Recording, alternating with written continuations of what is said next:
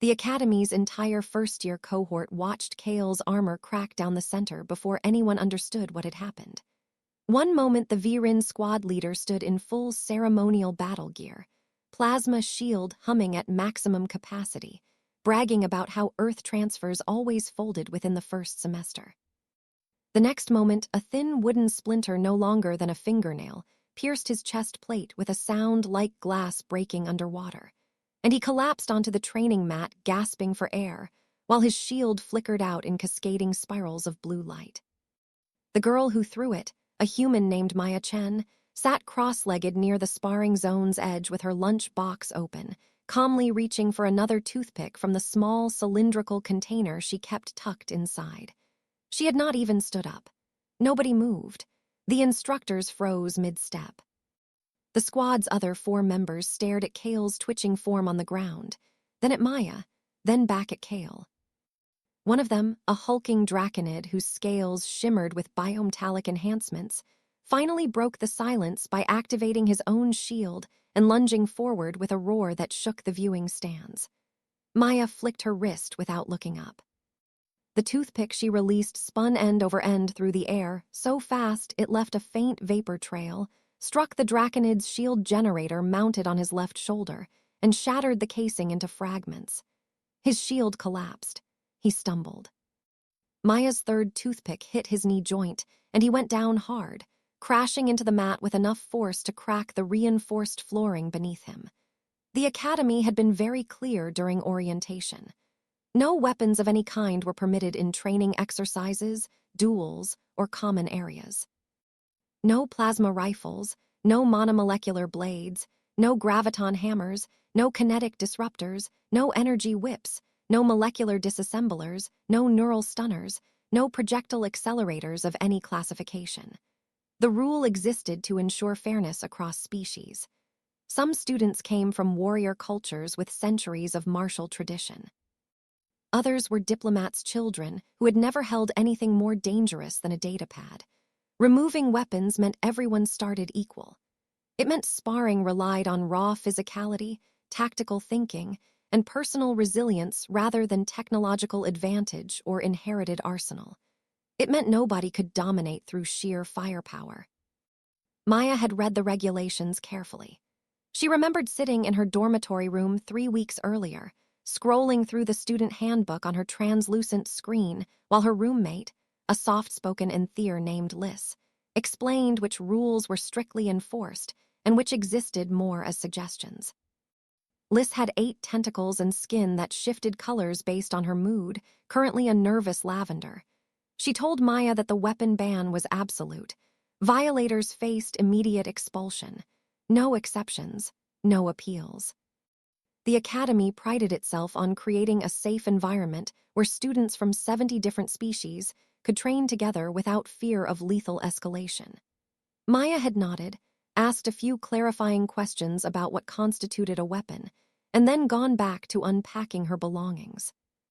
She hung up 3 photographs of her family on the wall beside her bunk. She arranged her clothes in the narrow closet. She placed her lunch box on the shelf above her desk and made sure the toothpick container inside stayed upright.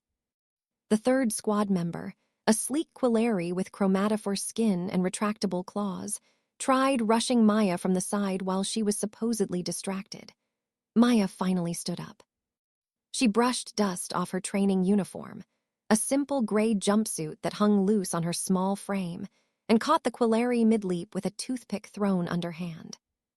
It punched through the lightweight mesh protecting his ribs, and he yelped, twisting in midair before hitting the ground in a graceless sprawl. His claws scraped uselessly against the mat. Maya walked over to her lunchbox, retrieved 2 more toothpicks, and faced the remaining 2 squad members who had backed up against the sparring zone's boundary line. One was a Selvek female with 4 arms and compound eyes that reflected light in prismatic patterns. The other was a humanoid Kithran male whose entire body was covered in interlocking plates of living bone. They both raised their hands in surrender. Maya lowered the toothpicks, but did not put them away. She looked past the squad toward the instructor's platform, where 3 Academy officials stood frozen in various states of shock and confusion. The head combat trainer, a grizzled Tandorian veteran named Instructor Voss, finally stepped forward. His mandibles clicked twice. He gestured toward Maya with one of his 6 limbs. "Explain," he said. His voice came through the translation implant embedded in every student's auditory cortex, rendered in flat, emotionless tones that somehow made the single word feel heavier. Maya held up one toothpick. "Not a weapon," she said. "It's dining equipment. You can check the manifest from my supply shipment. Earth Standard Oral Hygiene Tool. Wooden. Biodegradable. Single-use item typically disposed of after meals. No moving parts. No energy source. No integrated technology. Doesn't meet any classification threshold listed in the weapons regulations." She pointed at Kale, who had finally stopped gasping and was sitting up with one hand pressed against his cracked chest plate. "He challenged me to a duel. Academy rules state that if a challenge is issued in a training zone during authorized hours, both parties may respond using any available means as long as no prohibited items are employed." I responded. Instructor Voss's mandibles clicked again, faster this time. Behind him, the other 2 officials whispered to each other in a language the translation implants did not recognize. One of them pulled out a datapad and began scrolling rapidly through documents. Maya waited. Around the sparring zone, the crowd of watching students erupted into overlapping conversations. Some arguing that she had clearly violated the spirit of the rule, even if not the letter, others pointing out that Kale's squad had been harassing Earth transfers for months, without consequences, still others wondering how a piece of wood could possibly penetrate military-grade armor. Maya heard someone near the back shout that humans were known for weaponizing everything, that their homeworld was so hostile they had evolved to see threats everywhere and turn everyday objects into tools of violence. Someone else responded that this was exactly why the Academy should have stricter screening processes for admitting species with such aggressive tendencies. Liz appeared at Maya's side. Her tentacles had shifted to a worried yellow-green, and she kept glancing between Maya and the instructors. "You need to leave," she whispered. "Before they decide you broke the rules anyway, doesn't matter if you're technically correct. They'll find a way to expel you." Maya shook her head. She kept her eyes on Instructor Voss. "I didn't break any rules," she said quietly. "And if I run now, it means every bully in this place knows they can push Earth students around because we'll always back down. I'm staying." The official with the datapad stepped forward. She was a tall etheress with luminous skin that pulsed faintly in rhythm with her breathing. Her name was Administrator Quen, and she oversaw disciplinary matters for the entire academy. She studied the datapad for several long seconds before looking up at Maya. "The regulations define a weapon as any object designed, modified, or employed with the primary intent to cause harm, incapacitation, or structural damage to another individual or their protective equipment," she said. Her voice was softer than Instructor Voss's, almost melodic. "You threw these items with clear intent to incapacitate multiple students and destroy their shields and armor. That constitutes employment as a weapon regardless of the object's original purpose." Maya did not blink. "Then everyone in this academy who's ever used their fists in a sparring match should also be expelled," she said. "Hands weren't designed to break bones, but that's what they do when someone punches hard enough. Same with elbows, knees, foreheads. Half the students here have natural claws, fangs, tails, or other biological features that can cause harm. Are those weapons too? Should we all fight in padded suits with our limbs restrained?" Administrator Quen's skin pulsed faster. "There is a difference between employing one's natural physical form and introducing an external object for the purpose of—" "My natural physical form," Maya interrupted, "includes the ability to use tools. Humans are tool users. It's how we survived on Earth. It's how we built our civilization. Taking away my ability to use objects around me is like telling a draconid they can't use their breath weapon or ordering a Quillari to retract their claws permanently. You're asking me to fight with one hand tied behind my back because my species evolved differently than yours." The crowd had gone quiet again. Even the injured squad members were listening now. Kale had managed to stand up, though he leaned heavily on the draconid for support. His face had gone pale, and his breathing still sounded labored. Maya noticed the way his eyes kept darting toward her hands, watching for any sudden movement. She tucked the toothpicks back into her lunch box and closed the lid carefully. "I'm happy to accept whatever punishment you decide is appropriate," she said to Administrator Quen. "But I want it on record that I followed every written rule and only defended myself after being challenged by a squad that's been targeting Earth transfers since the semester started. If that's still grounds for expulsion, then I guess this academy isn't interested in actual fairness."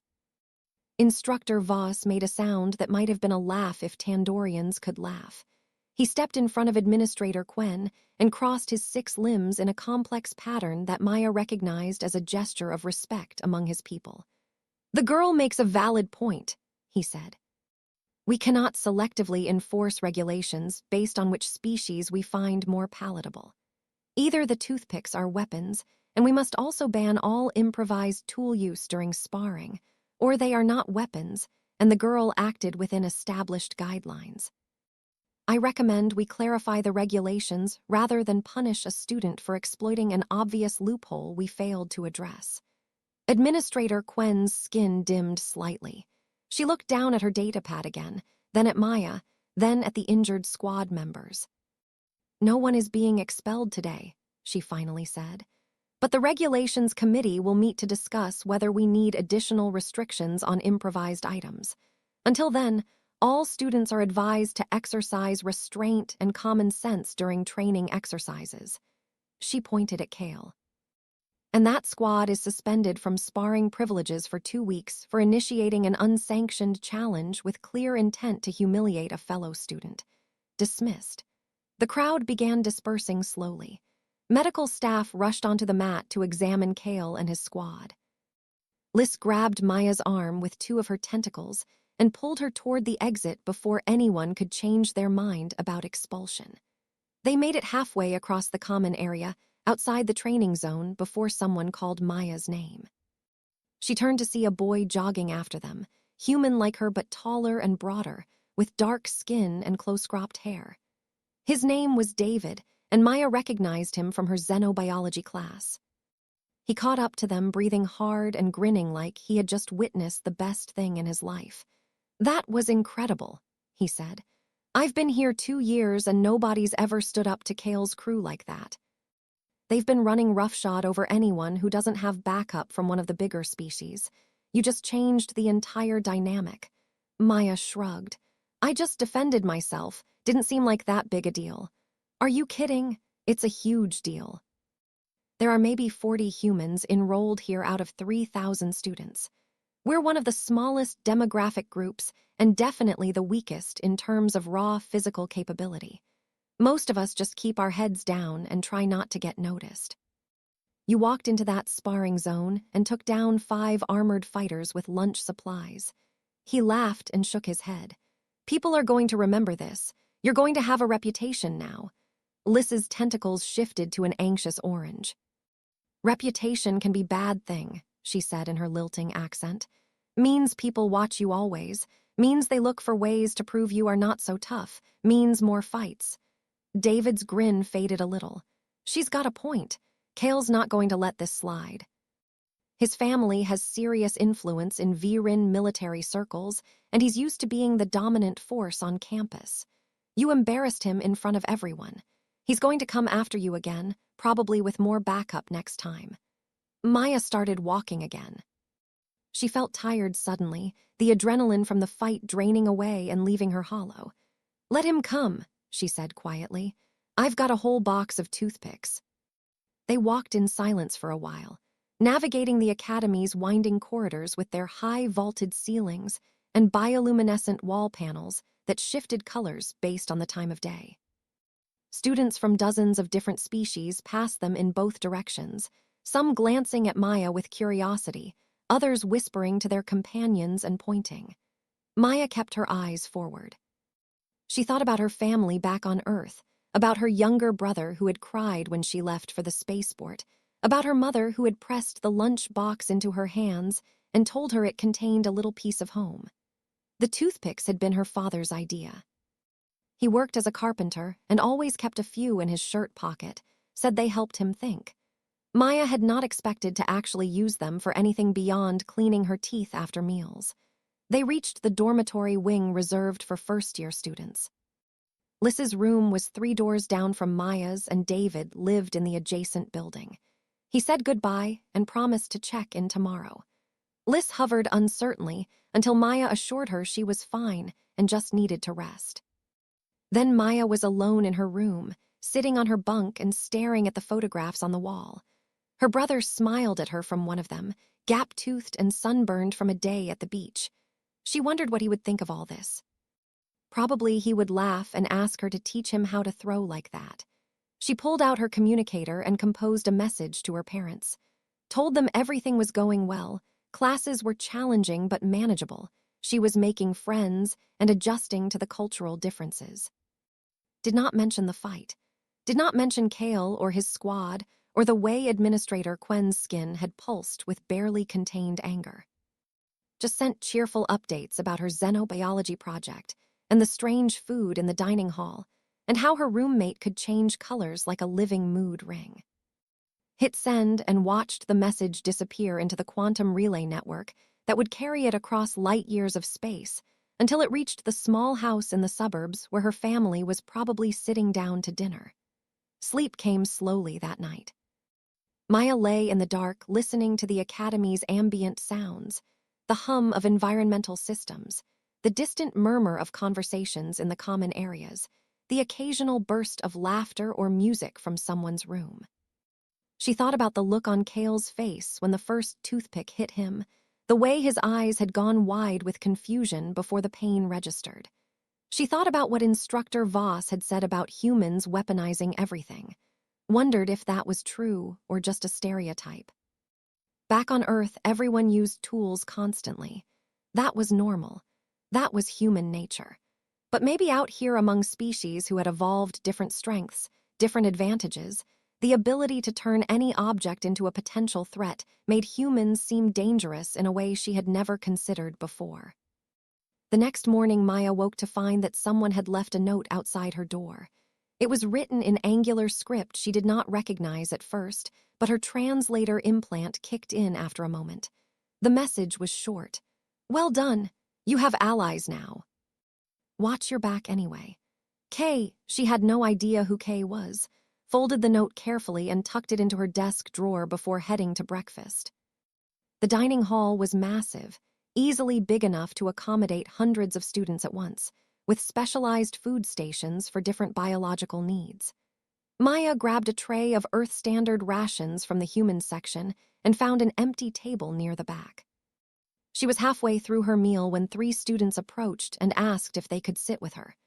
2 were human, both female, one with bright red hair and freckles, the other with dark brown skin and intricate braids. The third was a cephalin, a species Maya had learned about in orientation, but never spoken to directly. They had 6 legs and crystalline exoskeletons that refracted light into rainbow patterns. The red-haired girl introduced herself as Emma. The other human was Jasmine. The cephlin's name came through the translator as something like Chimes in Still Water, but she said most people just called her Chime.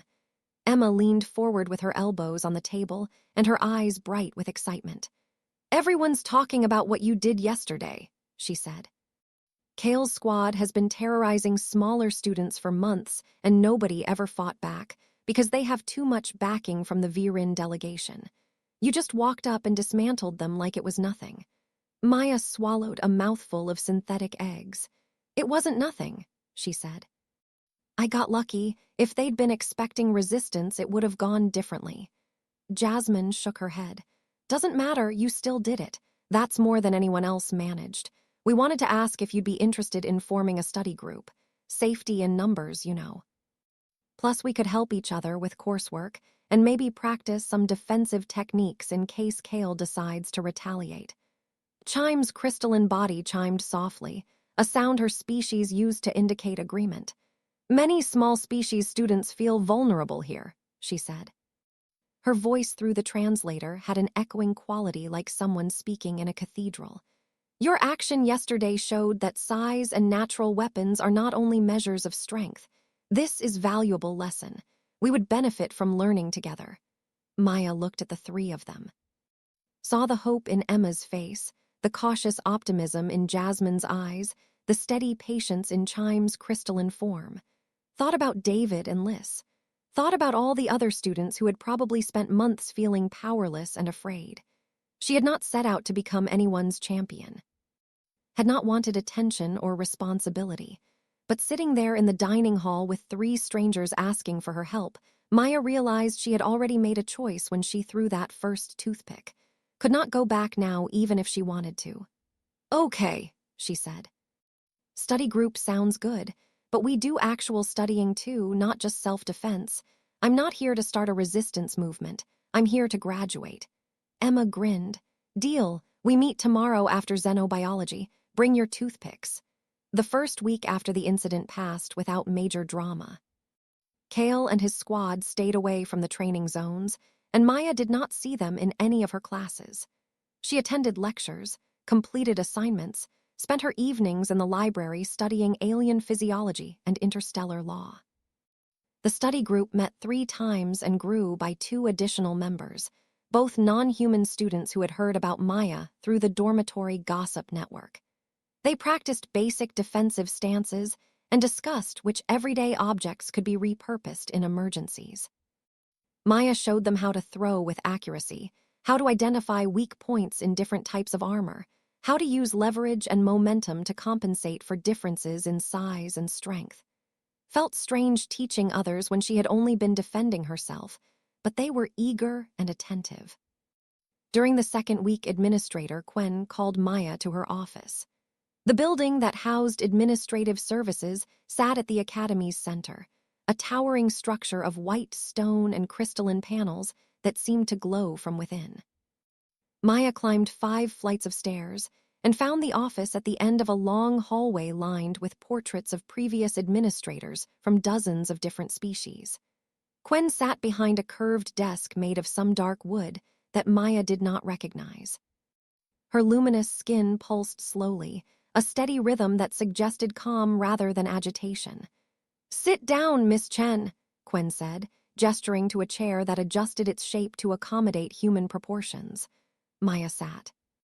Chen folded her long fingers together on the desk and studied Maya in silence for several seconds before speaking again. "I have been reviewing incident reports from the past 2 years.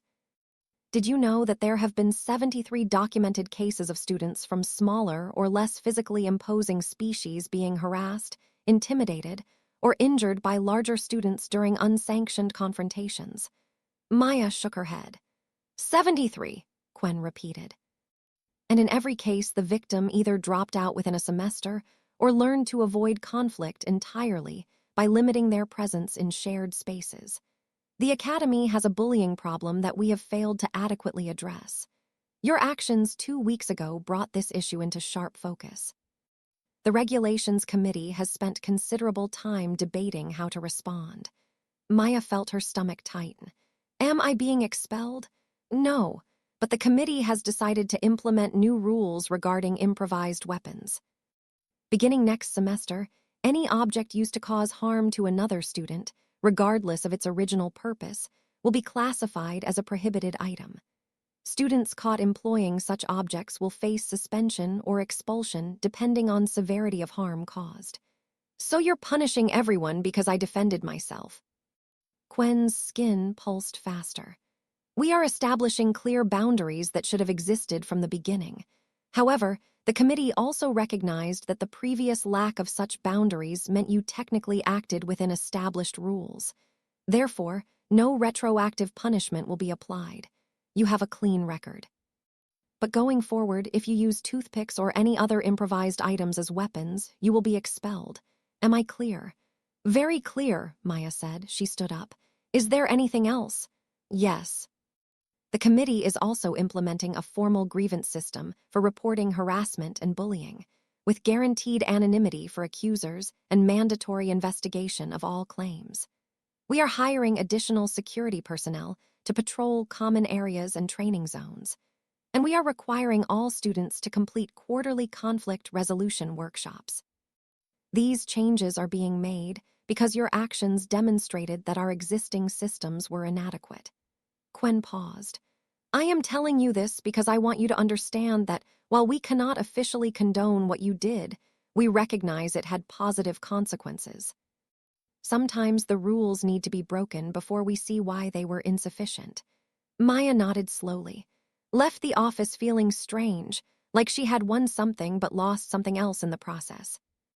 Walked back to her dormitory thinking about 73 victims and wondering how many of them had left the academy believing they were weak or unworthy, when the real problem was that nobody had protected them.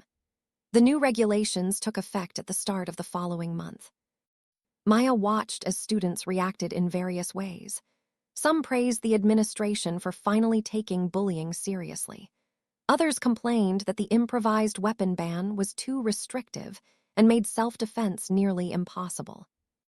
A few students from warrior cultures protested that the conflict resolution workshops were demeaning and treated them like children. Maya kept her head down and focused on her studies. Kale returned to the training zones during the 4th week. He looked different somehow, more subdued, like something had been stripped away from him. His squad had disbanded. The other 4 members now trained separately and avoided him in the corridors. Maya saw him sitting alone in the dining hall one morning and felt an unexpected pang of something that might have been pity. He had been awful to her and to countless others, but watching him navigate the social isolation that followed his defeat made her wonder if humiliation was really the right response to cruelty or if it just created new problems. She walked over to his table. He looked up, startled, his hand instinctively moving toward where his plasma shield would normally be mounted. Maya sat down across from him without asking permission. "Why did you target Earth students?" she asked. Kale stared at her for a long moment. His face cycled through several expressions, confusion, anger, resignation, before settling into something tired. "Because you're easy targets," he said finally. "Small, weak, no natural defenses. Most of you had never been in a real fight before coming here. It made me feel powerful, I guess. Made me feel like I mattered. Did it work? For a while. Then you put a piece of wood through my armor and everyone realized I wasn't as tough as I pretended to be. Now nobody talks to me. My family is furious. They sent a message saying I brought shame to our house by losing to a human in front of the entire academy. My father told me I should come home and join the labor corps since I'm clearly not warrior material." He laughed bitterly. "Funny thing is, I don't even want to be a warrior. I hate fighting. I hate hurting people. I just did it because that's what everyone expected from a Virin, especially one from my family." Maya thought about that for a moment. "You could stop," she said.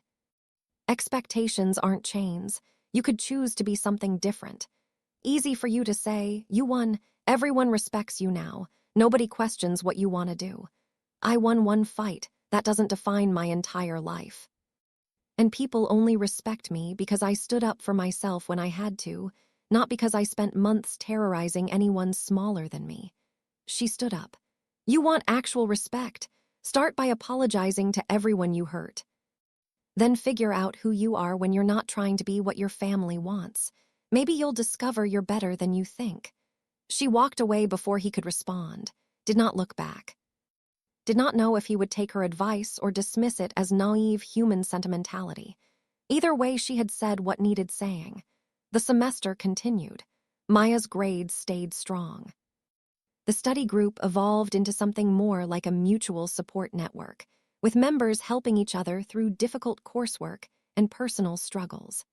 Emma turned out to have a talent for xenobiology and helped Maya understand the reproductive cycles of crystalline species. Jasmine was brilliant at interstellar law and could cite obscure regulations from memory. Chime taught everyone meditation techniques her people used to manage stress. David joined them after a few weeks and brought insight into human cultural history that helped Maya understand why so many other species seemed both fascinated and frightened by Earth. Liz became Maya's closest friend. someone she could talk to about feeling homesick or overwhelmed without judgment. 3 months after the incident with Kale, the Academy hosted its annual combat tournament. Participation was optional but encouraged, with prizes including scholarships and recommendations for advanced training programs. Maya had no intention of entering. Combat sports were not her interest, and she had already drawn enough attention to herself. But David and Emma both signed up and convinced her to come watch their matches at least. The tournament took place over 2 days in the Academy's largest arena, a vast circular space with energy barriers separating spectators from fighters. Thousands of students attended. Maya sat in the upper levels with Liz and Chime, cheering for their friends and wincing at the more brutal exchanges. David made it through 2 rounds before losing to a Kithrin whose bone armor proved impervious to his strikes. Emma lost her first match, but put up an impressive fight against a much larger opponent. Maya thought that would be the end of their involvement. Then the announcer called for volunteers for a special exhibition match. Any student could enter, no prior tournament registration required. The winner would receive a full scholarship for the following academic year. Maya watched as dozens of students lined up to register. Saw Kale standing at the back of the line, looking uncertain. Saw other students from the study group also joining the queue, including 2 she had helped train in defensive techniques. Emma grabbed Maya's arm and pulled her toward the registration desk. "Come on," she said. "This is perfect for you. I don't want to fight in front of everyone." "You already did that. This is just making it official. That was self-defense. This is sport. It's different.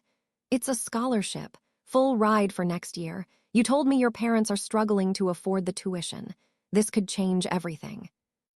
Maya looked at the registration desk, looked at Emma's earnest face, looked down at the arena floor where fighters were already warming up for the exhibition matches, felt the weight of everyone's expectations pressing down on her shoulders. She had come to the Academy to learn, to challenge herself, to prove that humans belonged among the stars just as much as any other species. Had not meant to become a symbol or a fighter or someone people looked to for inspiration. But maybe that was the point. Maybe sometimes you did not get to choose what role you played. Maybe sometimes you just had to step forward and do what needed doing even when it scared you. She walked to the registration desk and signed her name. The exhibition match was scheduled for the tournament's final hour. Maya had 90 minutes to prepare while the regular tournament rounds concluded. She sat in a small waiting room beneath the arena, listening to the muffled roar of the crowd above. Liz stayed with her, tentacles shifting through every color in the spectrum as her nervousness manifested physically. "You do not have to do this," she kept saying. "There will be other opportunities for scholarships. You do not need to risk injury for money." "It's not just about the money," Maya said. She was stretching, working through the tension in her shoulders and legs. "It's about showing that I wasn't lucky. That what happened with Kale wasn't a fluke. If I back out now, everyone will say I only won because I had the element of surprise or because I cheated somehow. This way it's fair. Everyone knows what I can do. Everyone's watching." No ambiguity. "But the rules, no improvised weapons, how will you fight?" Maya smiled. "Same way humans always have, with what we've got." The arena erupted in noise when her name was called. Maya walked out onto the combat floor, feeling very small under the stadium lights with thousands of eyes watching her every movement. The energy barriers hummed to life, separating the fighting space from the crowd. An official explained the rules over the speaker system. No lethal force. No strikes to certain vulnerable areas depending on species biology. No weapons of any kind, improvised or otherwise. Fighters would wear minimal protective gear. Matches would continue until one fighter yielded, was incapacitated, or was judged unable to continue by the medical staff. Maya's opponent was randomly selected from the volunteer pool. The name that appeared on the display screen made her breath catch. Kale. Of course it was Kale. The universe apparently had a sense of irony. He walked onto the combat floor from the opposite entrance, still wearing the same subdued expression she had seen in the dining hall. His armor was different from before, lighter and less ornate, like he had stripped away everything unnecessary. They faced each other in the center of the arena. The official asked if both fighters understood the rules. They nodded. The crowd fell silent. The official raised one hand, held it there for 3 seconds, then dropped it and backed away quickly. Kale did not charge, did not activate any shields or weapons because none were permitted. Just stood there watching Maya with an unreadable expression. She circled slowly, assessing his stance, looking for openings. He was still much larger than her, still had reach and strength advantages that were impossible to ignore. But he was not moving with the same aggressive confidence from before. Something had changed. "I'm going to lose," he said quietly. His voice barely carried over the ambient noise. "Everyone knows it, I know it. My family knows it. This is just making it official." Maya stopped circling. "Then why enter? Because I need to face you properly. Not with shields and armor and a squad backing me up. Just me and you. If I lose, when I lose, it needs to be clean, honorable, something I can live with." He shifted his weight. "I took your advice. Apologized to 37 students I've hurt or harassed over the past 2 years. Most of them wouldn't even talk to me. A few accepted the apology. One of them, a Cephlin named Trill, told me that admitting fault was harder than any fight, and that if I could do that, I could probably do anything. I think she was wrong, but I'm trying anyway." Maya felt something shift in her chest. Looked at Kale and saw not an enemy, but someone trapped by expectations and mistakes, trying desperately to find a way forward.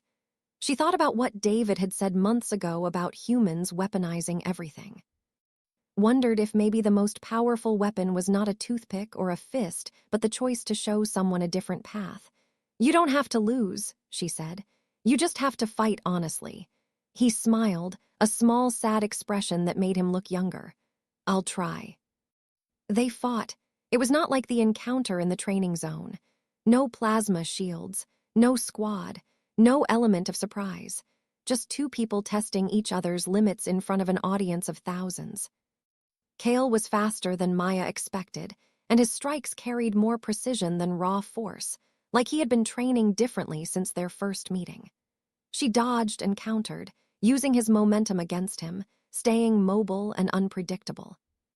He caught her once with a glancing blow to the shoulder that numbed her entire arm for several seconds. She swept his legs out from under him, and he rolled away before she could capitalize. They circled and clashed and broke apart again and again. The crowd roared. Maya could not hear individual voices, but she felt the energy of 3,000 students watching every movement. She landed a solid hit to Kale's ribs and he grunted, but did not go down. He caught her with an elbow to the side, and she tasted copper. They were both breathing hard, both bleeding from small cuts and scrapes, both pushing past exhaustion into some place where nothing existed except the fight and the opponent and the choice to keep going. Maya saw her opening. Kale overextended on a strike and exposed his center of balance. She could have hit him hard enough to end it, used his momentum to drive him into the arena floor with enough force to crack bone. But standing there with his guard down and his eyes meeting hers, Maya made a different choice. She struck precisely, targeting a pressure point in his shoulder that would cause temporary paralysis without permanent damage. He collapsed gracefully, his arm useless, his body protected by the way he fell. The crowd exploded in noise. The official rushed forward and checked Kale's condition, declared him unable to continue. Raised Maya's hand and announced her as the winner. The energy barriers dropped and students flooded onto the arena floor, surrounding her, shouting congratulations and questions and praise. Maya barely heard them. She was watching Kale, who had sat up with the official's help and was testing his shoulder gingerly. He caught her eye and nodded once. She nodded back. Later, after the noise had died down and the arena had emptied, and Maya had collected her scholarship certificate from the tournament organizers, she found Kale waiting outside the fighter prep rooms. His arm was in a sling and someone had cleaned the blood from his face. He looked tired but not defeated. "Thank you," he said.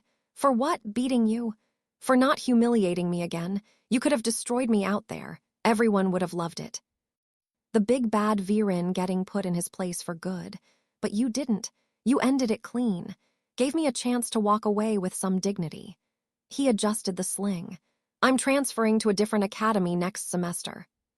Somewhere I can start over without my family's reputation hanging over me. Going to study engineering instead of combat. Figure out who I am when I'm not trying to be what they wanted. Maya held out her hand. Kale looked at it in confusion for a moment before realizing it was a human gesture of respect. He shook her hand carefully with his uninjured arm. Good luck, Maya said, with the engineering thing and everything else. You too, with being everyone's hero. That's got to be exhausting. She laughed. It really is. He walked away. Maya watched him go, then headed back to her dormitory where her friends were probably waiting to celebrate. The sky above the academy was darkening, the artificial atmospheric generators cycling through their evening protocols. Stars began appearing, not real stars, but projections designed to help students from different worlds feel less homesick. Maya looked up at them and thought about her family on Earth, about her brother and her mother and her father with his toothpicks. Pulled out her communicator and composed another message. This time she told them everything. The fight with Kale, the tournament, the scholarship, the way the entire semester had unfolded in ways she never expected. Told them she missed them desperately but also loved being here, loved learning and growing, and discovering that she was braver than she knew. Hit send and watched the message disappear into space. The final weeks of the semester passed quickly.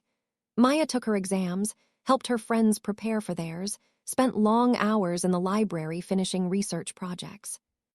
The study group had grown to 15 members by then, a mix of species and backgrounds and perspectives that made every conversation feel like an education in itself. They made plans to continue meeting next year. Several members were already designing self-defense workshops for incoming students, ways to teach smaller or less physically imposing people how to protect themselves without weapons or violence. Maya agreed to help with the curriculum. On the last day before summer break, Administrator Chen called Maya to her office one final time. Maya climbed the familiar stairs, knocked on the door, entered to find Chen standing by the window overlooking the academy grounds. I wanted to tell you personally, Chen said without turning around, that the grievance system we implemented has received over 200 reports since it launched. 43 students have been disciplined for harassment or bullying. 5 have been expelled. The campus climate surveys show measurable improvement in how safe students from smaller demographic groups feel in shared spaces. She finally turned to face Maya. None of that would have happened if you had not thrown those toothpicks. Maya did not know what to say. Settled for I was just defending myself. You were, but in doing so you created space for others to defend themselves too. That is leadership, whether you wanted it or not. Chen's skin pulsed in a pattern Maya had learned meant approval or respect among her species. You have one more year here. I expect you will continue finding ways to challenge our assumptions and force us to be better. Try not to get expelled in the process. Maya smiled. I'll do my best.